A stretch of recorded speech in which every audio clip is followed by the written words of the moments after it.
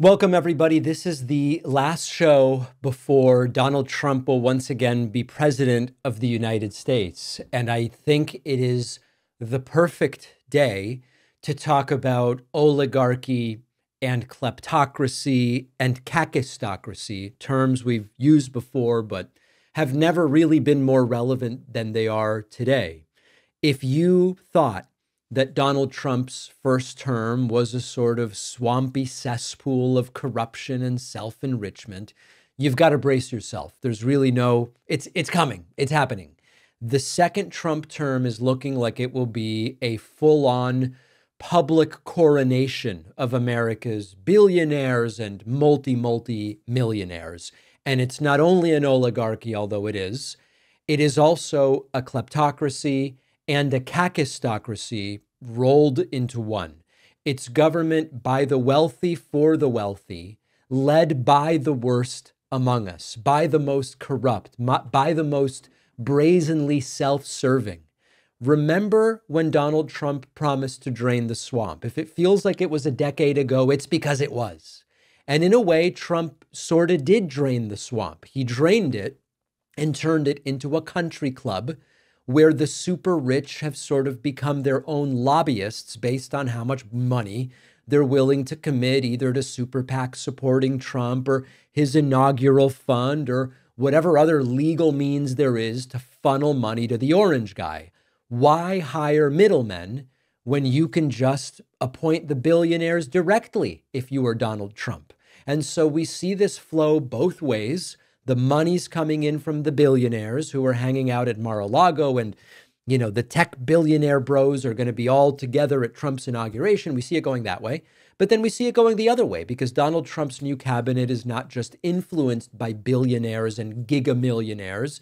It is made up of them. A dozen appointees so far are billionaires. 26 are worth over $100 million. And combined, they control $500 billion or even more. Now, I think it's critically important to really understand the difference between that and those who say, well, Bernie's a millionaire too, huh? Socialist millionaire, huh? As we've talked about before, Bernie is way closer to the average person than he is to the Bezoses and Musks and Zuckerbergs. And as I've said before, Bernie's in his 80s. And I know that there are a lot of people who are not in Bernie's financial position. But if you make six figures for decades and you're in your 80s, you should be a millionaire. Oh, how can you say that, Dave? If you just are an okay saver and earn the public salaries that Bernie has earned, and you own a house, and real estate appreciates over 50 years, and his one of his properties is his wife's family's inheritance. You would expect that anyone who's okay with money by the time they're 80 something will be a millionaire. And of course, most of that money is based on a book that Bernie wrote, which many in my audience purchased. That is very different from what we're talking about with the people with 100, 2, 3, $400 million, billions, hundreds of billions of dollars. These are not just wealthy people who dabble in politics. These are figures that are really plutocrats working to actively enrich themselves by dismantling public systems and regulations and a tax system that gets in their way. And so what Donald Trump will be ushering in just 72 hours from now is not just a government of the rich. It's a government that overtly celebrates wealth as intelligence, virtue, and power. Now, many of you, I'm sure, are hearing me say this, and you say, David, it's been like this for a long time. In a way, it has. And in fact, for centuries, the super rich were tolerated because their wealth, at least in theory, was believed to stabilize society and mitigate crises and whatever. We know now at this point that that's not really the case because these billionaires that have surrounded Trump use their money to avoid paying taxes or silence critics, rewrite rules, reduce regulations, all stuff that is bad for the average person on balance and good for them. Trump admitted it in 2015, how easy it is to buy influence, or maybe it was 2016. Remember, I'm smart because I donate to both parties and use the campaign finance system to my advantage when that was brought up. But his administration now is skip the buying part entirely. Many billionaires don't need to buy what they want from Trump because they are becoming the government. They are in his cabinet. So that's where I go from, yes, it's a plutocracy where the rich hold power. Yes, it's an oligarchy where the few rich hold power, but it's a kleptocracy where the powerful are looting the system for personal gain, the way that Trump likes to say looting is bad, right? When it's after a natural disaster, he's bringing people in who are overtly looting. And Trump has shown loyalty to his billionaire allies as the prime value. And why wouldn't he? Because he's one of them. In 2016, Trump's net worth was sort of a touchy subject. He wasn't as clear as he claimed. But since 2021, Trump has been raking in money, pushing his supporters to invest in his failing media company, which has lost hundreds of millions of dollars, but somehow retains this multi-billion-dollar valuation. The crap that he's selling, the tchotchkes, the inaugural funds, the super PACs, this is national scale grifting. It's not just surrounding yourself with the rich, it's elevating them. And then we get to, it's also a kakistocracy, because they aren't just wealthy, they aren't just self-serving, they're also unqualified. They are also people who have no business running the show. Linda McMahon, former wrestling promoter, wrestling, education secretary. Elon Musk, with foreign powers, seemingly with no oversight, and veto power over the budget, and I could go on. And the result is chaos. The result is an administration that is sort of a monarch's court, with every courtier vying for favor by enriching themselves.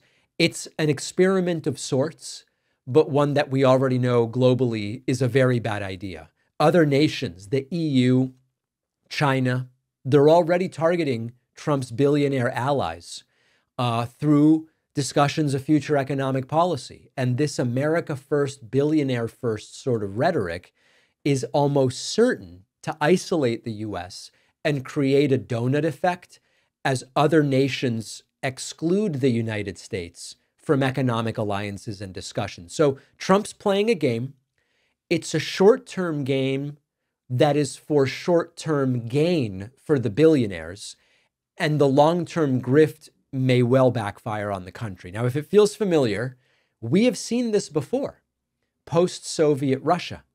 In the 1990s, oligarchs backed Boris Yeltsin to protect their wealth and then pillaged state assets. In Trump's America, billionaires aren't just backing the regime, they are running the regime. And then, like Putin's Russia, Trump's administration operates on an ad hocracy. Everything is ad hoc. No rules are clear. You scramble to enrich yourself under the boss's unpredictable whims, whatever you can get away with. Principle A, the opposite of Principle A when it becomes an inconvenience for Trump. So this is a continuation of Trump's first term, but it's different. This is going to be more brazen. It's going to be more naked in its corruption. And it's not just the swamp. It's sort of a gold-plated, gaudy swamp, the likes of which Trump Tower penthouse resembles. It's the new plutocracy. Wealth is power. Kleptocracy loots the system. And then kakistocracy ensures that the least qualified are calling the shots. What do? It starts in 72 hours. We call it what it is, first of all, and we're trying to do that. We expose it as it takes hold. We organize against it and we oppose it. And what can we do? We've got to do everything we can to ensure that this sort of gilded oligarchical kleptocracy does not become the future of the United States. I am not exactly a wizard at building and fixing stuff around the house. I leave it to the pros. I recently moved, and the blinds in my new home office looked like they were from 2005. The room needed a little updating. So I went to 3-Day Blinds, the leading manufacturer of high-quality custom window treatments in the US. You don't need to leave home to shop for blinds.